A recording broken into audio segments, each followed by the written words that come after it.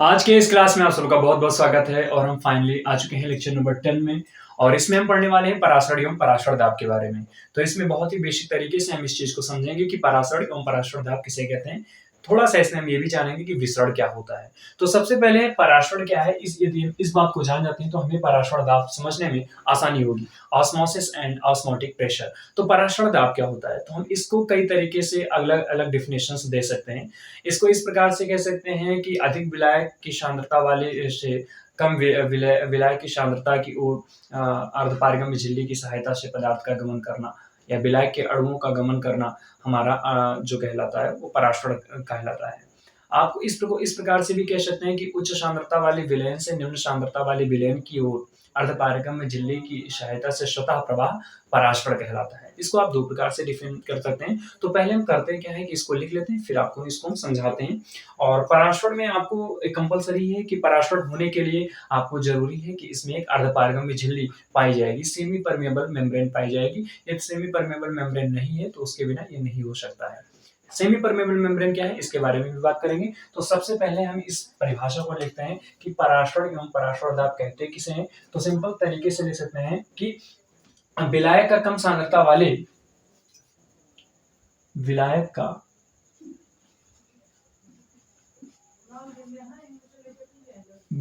का कम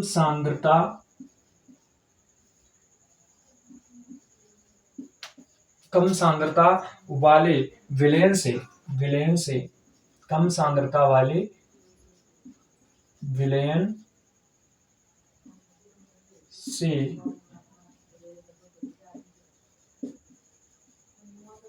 अधिक सांद्रता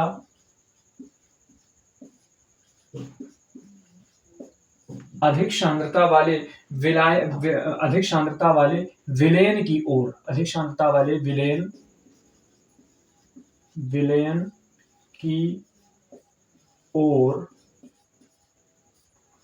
अर्धपारगम्य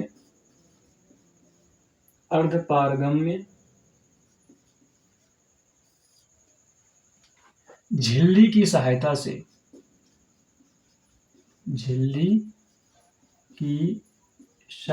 से स्वतः प्रवाह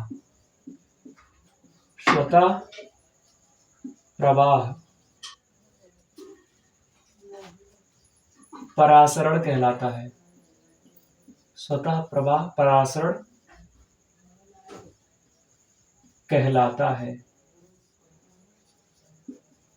ठीक है, इसको इस प्रकार से लिख सकते हैं कि विलायक का कम सांद्रता वाले विलयन से अधिक सांद्रता वाले विलयन की ओर स्वतः प्रवाह क्या कहलाता है, परासरण कहलाता है। इस प्रकार से इसको हमने डिफाइन किया है।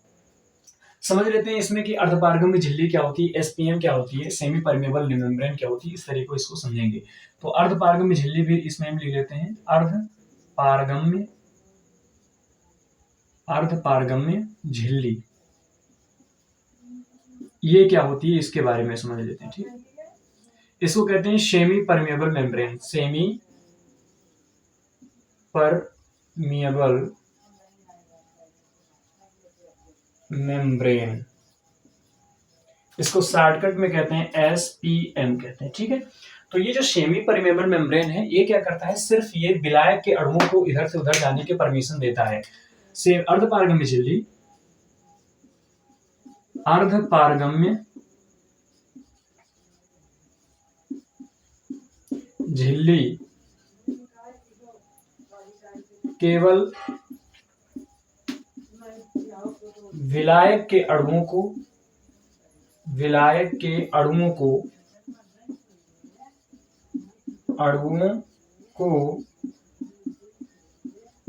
आर पार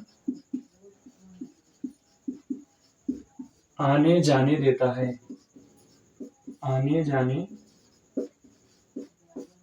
है।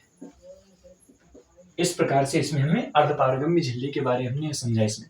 तो अर्धपारगम्य झिल्ली ऐसी झिल्ली होती है जैसे पाई जाती है अंगूर में पाई जाती है, अर्धपारगम्य झिल्ली पाई जाती है, हमारी कोशिकाओं में पाई जाती है, एक प्रकार से सेमी परमेबल मेम्ब्रेन की भांति कार्य करती है। तो किशमिश में अर्धपारगम्य झिल्ली की जो ऊपर वाली सतह होती है वो अर्धपारगम्य झिल्ली के जैसे ही कार्य करती है। तो एक प्रकार से एक मेम्ब्रेन होती है जो कि क्या करती है, सिर्फ विलायक के अणुओं के, चूंकि विलायक के अणु जो होते हैं वो छोटे होते हैं विलेय के अणुओं से, इसलिए विलायक के अणु आसानी से इधर से उधर जा सकते हैं, लेकिन विलेय के कण इधर से उधर नहीं जा सकते हैं। तो एक प्रकार की ऐसी झिल्ली होती है। इसको आप करेंगे, क्या करेंगे, इसको आप नोट करेंगे। फिर हम अर्धपारगम्य झिल्ली के प्रकार को, पराशर दाब के प्रकार को पढ़ेंगे।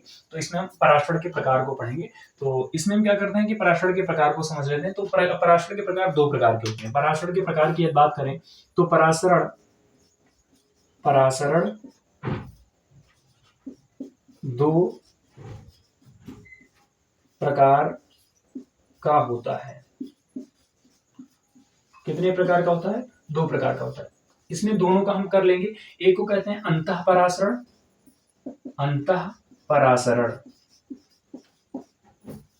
और एक आपका होता है बाह्य परासरण। क्या होता है? बाह्य परासरण। ठीक है, इसको कहते हैं एंडोऑस्मोसिस,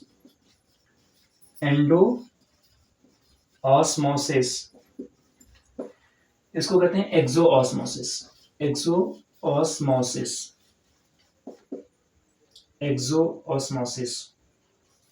ठीक है, इस दोनों को आप क्या करेंगे, इसको नोट कर लीजिए। इसका हम साइड हो जाते हैं, इसका स्क्रीनशॉट ले लीजिए, फिर इसके बाद हम इसको समझते हैं दोनों को।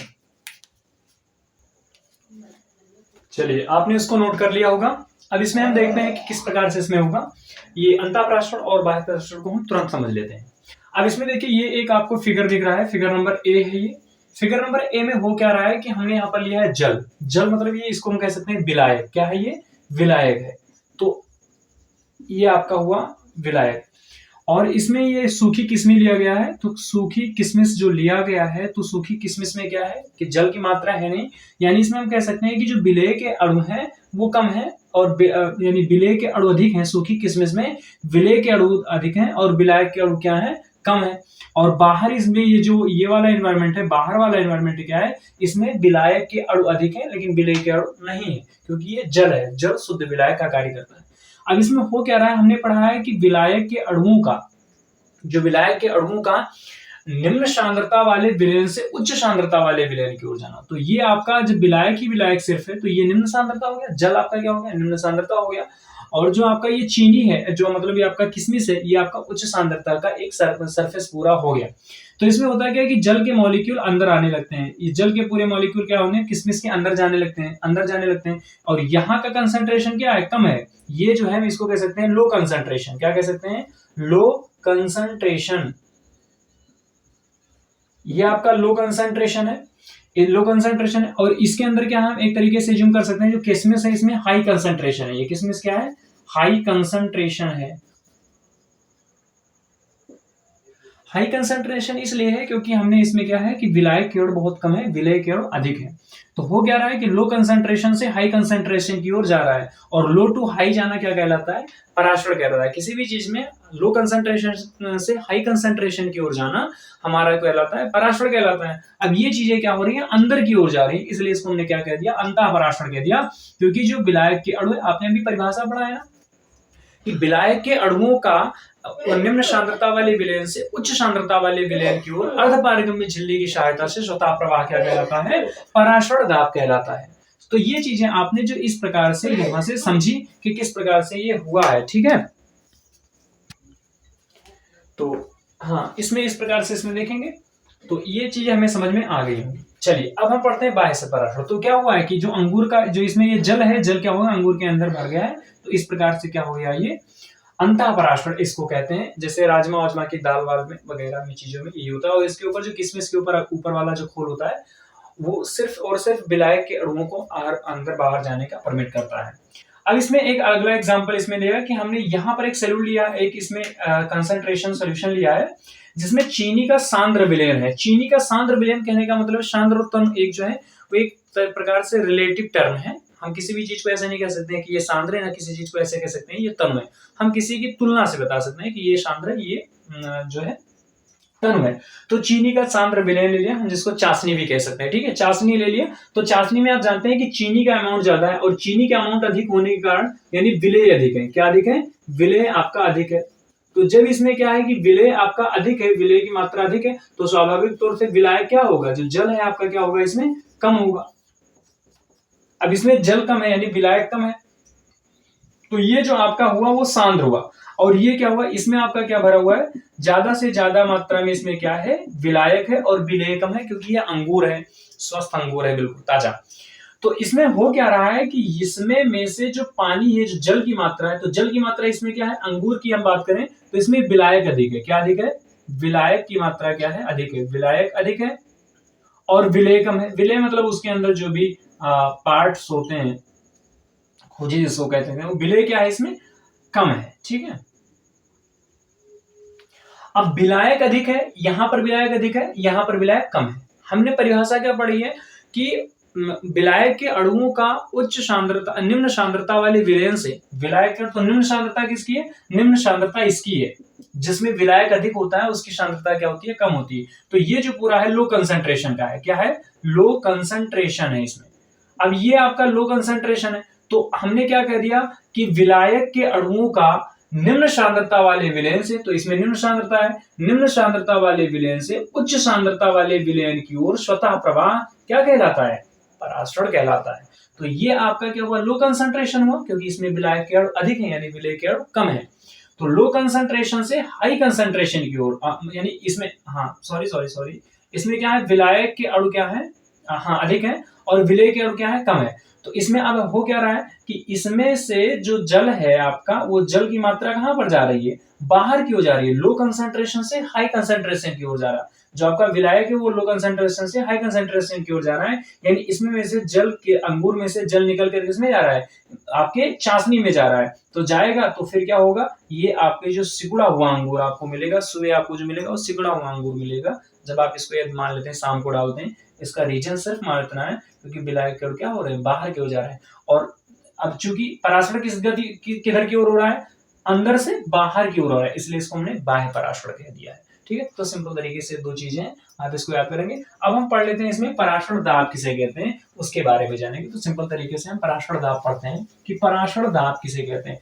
तो पराशरण दाब जो होता है, उच्च सांद्रता वाले विलयन की ओर लगाया गया वह न्यूनतम दाब जो पराशरण की क्रिया को रोक देता है। न्यूनतम दाब जो पराशरण की क्रिया को रोक देता है क्या कहलाता है, पराशरण दाब कहलाता है। यहां पर हम लिख देते हैं परिभाषा, पराशरण दाब। इंग्लिश में इसको कहते हैं ऑस्मोटिक प्रेशर। हम आपको डिफिनेशन लिख देते हैं, फिर इसको आपको समझा भी देते हैं, ठीक है। ऑस्मोटिक प्रेशर क्या होता है, हम इसमें लिख सकते हैं कि उच्च सांद्रता वाले विलयन की ओर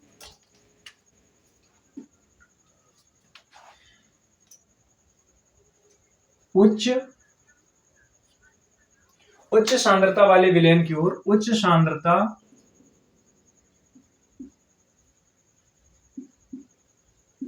वाले विलयन की ओर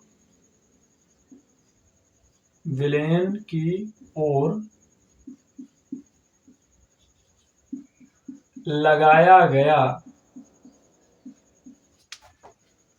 गया वह न्यूनतम दाब, यहां से लिख सकते हैं वह न्यूनतम दाब जो परासरण की क्रिया को रोक देता है, जो परासरण की क्रिया को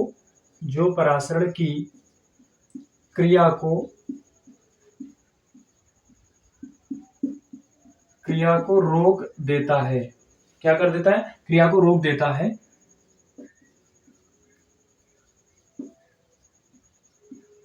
पराशरण दाब कहलाता है। ये इसकी परिभाषा होगी, पराशरण दाब कहलाता है, ठीक है।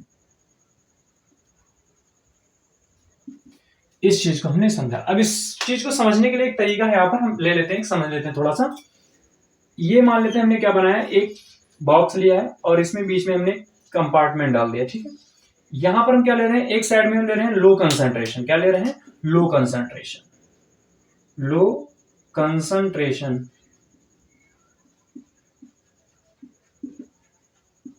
लो कंसंट्रेशन, ये आपका सॉल्यूशन है। और इधर हम लेते हैं high concentration solution,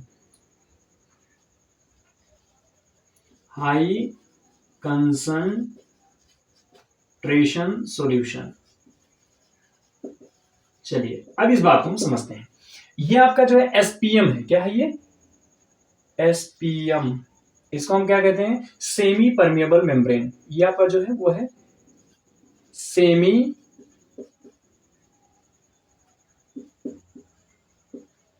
permeable membrane. तो ये आपका क्या है? सेमी परमिएबल मेम्ब्रेन है, जो यहाँ पर बीच में आपका लगाया गया है। ठीक है, अब यहाँ पर क्या रहा है? ये लो कंसंट्रेशन है, यानी इधर की ओर लो कंसंट्रेशन है, ये आपका लो कंसंट्रेशन हो गया। ठीक है, इस साइड में क्या है? हाई कंसंट्रेशन है। क्या है? High concentration. अब हम समझते हैं कि पराशर दाब है क्या। ठीक है, और इसको हम क्या करते हैं? यहां से इसको एक प्रकार से हम बंद कर देते हैं। ठीक, ये ठीक। अब इसमें समझ ले, कह रहा है कि उच्च सांद्रता वाले विलयन की ओर लगाया गया वह न्यूनतम दाब जो पराशर की क्रिया को रोक देता है, पराशर दाब कहलाता है। अब उच्च सांद्रता किधर है? इधर है, हाई कंसंट्रेशन इधर है।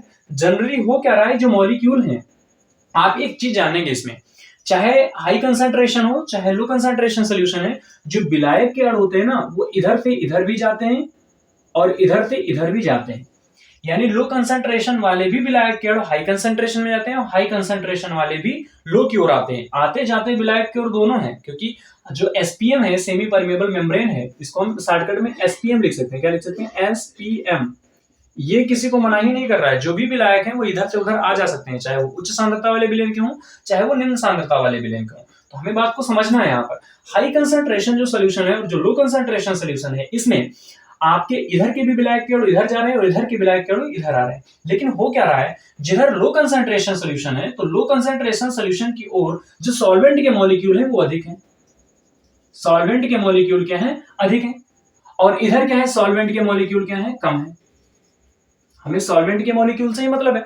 तो सॉल्वेंट के मॉलिक्यूल क्या है? इस तरफ क्या है? लो कंसंट्रेशन की ओर अधिक है और हाई कंसंट्रेशन की ओर सॉल्वेंट की ओर क्या है? कम है। तो होता क्या है कि जो फाइनली आने जाने का जो नेट आपको देखने को मिलता है कि सबसे ज्यादा कौन इधर उधर जा रहा है, तो हमें पता चलता है कि जो लो कंसंट्रेशन सोल्यूशन है उसके विलायक की ओर अधिक जा रहे हैं, इसकी ओर हाई कंसंट्रेशन की ओर।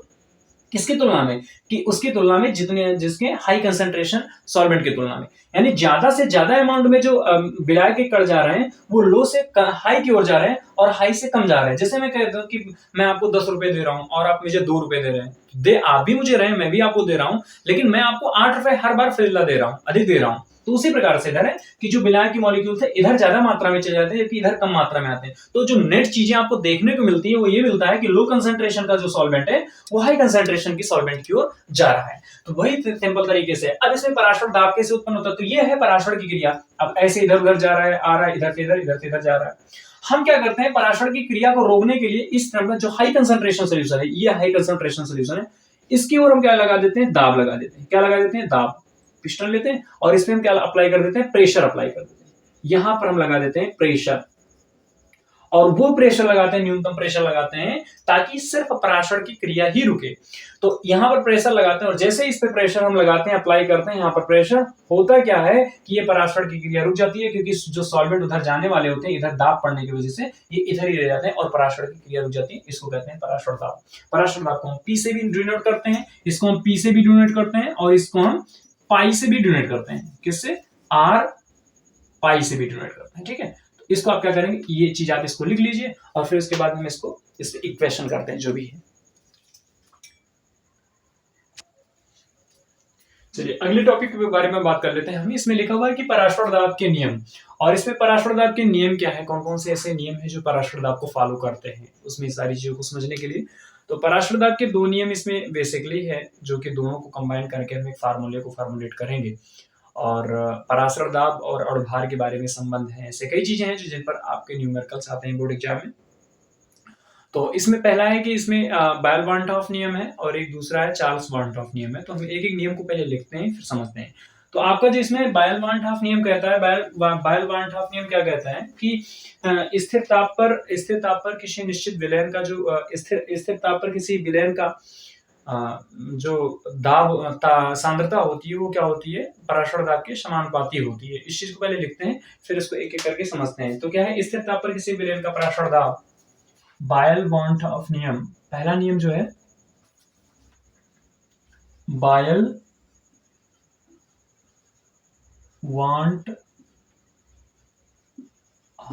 का नियम, ठीक है। ये नियम क्या कहता है, इस चीज को हम समझते हैं। इसमें कह रहा है कि स्थिर ताप पर, हम एक एक थोड़ा थोड़ा करके समझेंगे। स्थिर ताप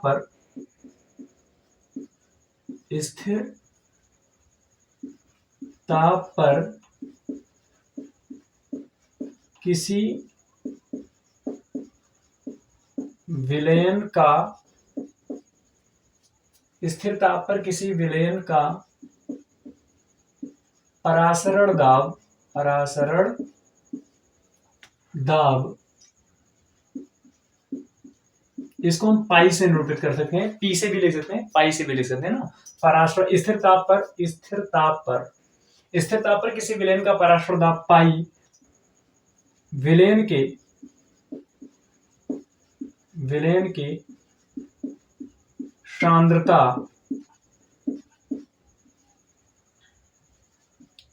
के समानुपाती होता है। इसका क्या मतलब हुआ, यानी जो पराशर दाब P है ना, पाई, पराशर दाब पाई जो है वो समानुपाती है किसके, सांद्रता C के, ठीक है। यहां से हम इक्वेशन नंबर 1 ले लेंगे, ये हमारा इक्वेशन नंबर फर्स्ट आ गया, ठीक है। एक फिर आपका दूसरा नियम आता है चार्ल्स-वार्नहाफ नियम, चार्ल्स-वार्नहाफ नियम। ये कहता है कि स्थिर ताप पर, ये नियम कहता है स्थिर ताप पर किसी विलयन का पराशर दाब, किसी विलयन का परासरण दाब पाई, उसके ताप के, यानी विलयन के ताप के समानुपाती होता है। विलयन के ताप के, या विलयन के ताप लिख दिया, विलयन के परम ताप के समानुपाती लिख देंगे, बेहतर रहेगा। विलयन के पूरा लिख देते हैं, विलयन के परम ताप, विलयन के परम ताप के क्या होता है, समानुपाती होता है, ठीक है, होता है। इसको इस प्रकार से लिख सकते हैं कि जो आपका पाई होता है ना, पाई रेसिप्रोकल किसके होता है, टी के होता है। इसको हम इक्वेशन नंबर 2 मान लेते हैं। अब ये जो दो नियम है, इन दोनों नियम को हम क्या करते हैं, कंबाइन करते हैं। तो एक बात यहाँ पर लिख सकते हैं कि दोनों नियमों को हम, वार्नहाफ नियम और चार्ल्स-वार्नहाफ नियम, दोनों को हम क्या करते हैं, कंबाइन करने पर, तो इस चीज को क्या करेंगे, आप पहले इसको क्या करेंगे, नोट कर लेंगे, नोट कर लीजिए, फिर इसको हम इरेज करते हैं, फिर इसका इक्वेशन बनाते हैं। चलिए इसमें हम देखते हैं। तो पहला नियम क्या क्या है, एक एक इक्वेशन को हम लिख देते हैं। जो बायल-वार्नहाफ नियम है, वो पहला जो आपका इक्वेशन दिया था, पाई जो आपका रेसिप्रोकल था किसके, कंसंट्रेशन के, किसके, जो रेसिप्रोकल था, कंसंट्रेशन के रेसिप्रोकल था एट ये कांस्टेंट टेम्परेचर पर, किसमें, यहां पर लिख सकते हैं, इसको इक्वेशन नंबर 1 मान लीजिए। और ये जो कहानी है एट कांस्टेंट टेम्परेचर, ठीक है। तो और दूसरा क्या था, पाई प्रोपोर्शनल था परम ताप टी के, और ये इक्वेशन नंबर, इसको हम सेकंड मान लेते हैं। और ये किस पे था, एट कांस्टेंट कंसंट्रेशन, ठीक है। तो ये दो, अब इसको इक्वेशन फर्स्ट और एक से हम लेते हैं, इक्वेशन फ्रॉम इक्वेशन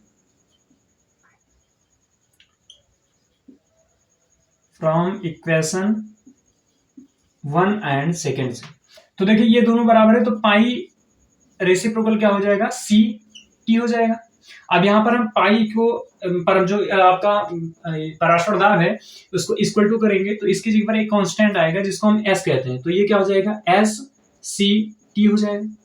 और हम जानते हैं यहाँ पर एक चीज कह सकते हैं कि जो पाई इक्वल टू है कंसंट्रेशन है, सी क्या है, कंसंट्रेशन है, और सी इक्वल टू किसके हो सकता है, एम के हो सकता है, और एम इक्वल टू आप जानते हैं एन बाई बी होता है। तो सिंपल तरीके से इसके जगह पर क्या लिखते हैं, एस, और इसको हम क्या लिखते हैं, M S M into T कर सकते हैं, ठीक है, ये इस प्रकार से कर सकते हैं। तो पाई इक्वल टू क्या लिख सकते हैं, एम की जगह पर क्या लिख सकते हैं, एन बाई बी लिख सकते हैं, तो S into N by B into क्या लिख सकते हैं, टी लिख सकते हैं।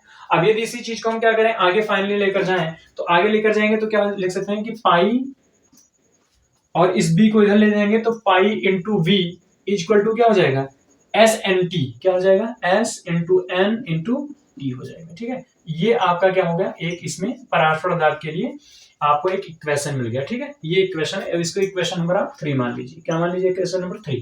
तो यहाँ पर पाई आपका, जहां पर पाई क्या है, ये क्या है, पराशर दाब है, परासरण दाब। वी क्या है, विलेन का वॉल्यूम है, आयतन। एस क्या है, एक स्थिरांक होता है, ये क्या है, विलेन का स्थिरांक है, विलेन स्थिरांक होता है, जिसका एस इक्वल टू का जो मान होता है, जो आपका मान इसमें आएगा वो 0.0821 इसका क्या होता है, स्थिरांक होता है, कांस्टेंट होता है 2 1, ठीक है। और इसमें यन आपका क्या है, यन मोलों की संख्या है, किसकी, मोलों की संख्या, यन मोलों की संख्या, इसको हम यहीं पर लिख दे रहे हैं। टी क्या है आपका, टी टेम्परेचर है, तापमान।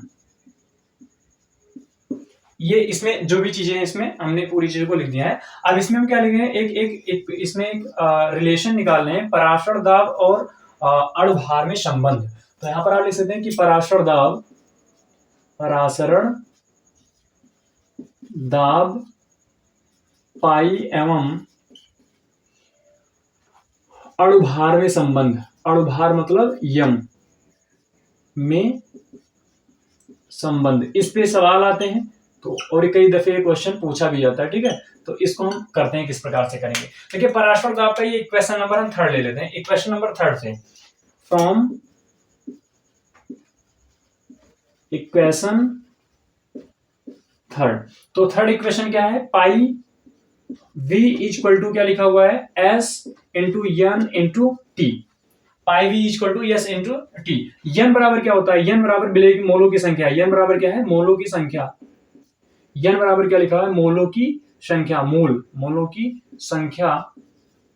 एन इक्वल टू क्या होता है, विलेय का भार, विलेय का भार, और बटे विलेय का अणुभार, विलेय का अणुभार आपको दिख रहा होगा ना,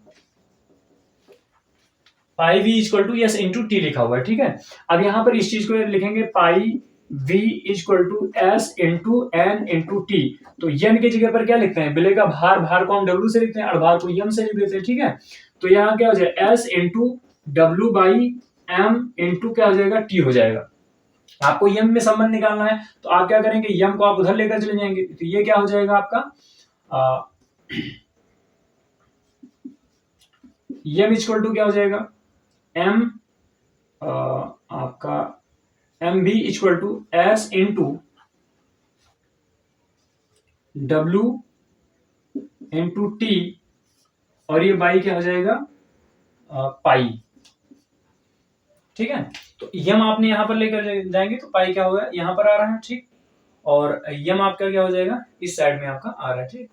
तो इस प्रकार से क्या हो जाएगा, एम बी इक्वल टू क्या हो जाएगा, S into W into T हो जाएगा, यानी आप इसको ट्रांसफर कर सकते हैं इधर से, और इंटू ये बी भी उधर जाएगा ना, तो ये मल्टीप्लीकेशन में, तो ये भी यहां हो जाएगा, तो बी भी इधर चला जाएगा, ठीक। यहां से बी को हम क्या करेंगे, हटा देंगे।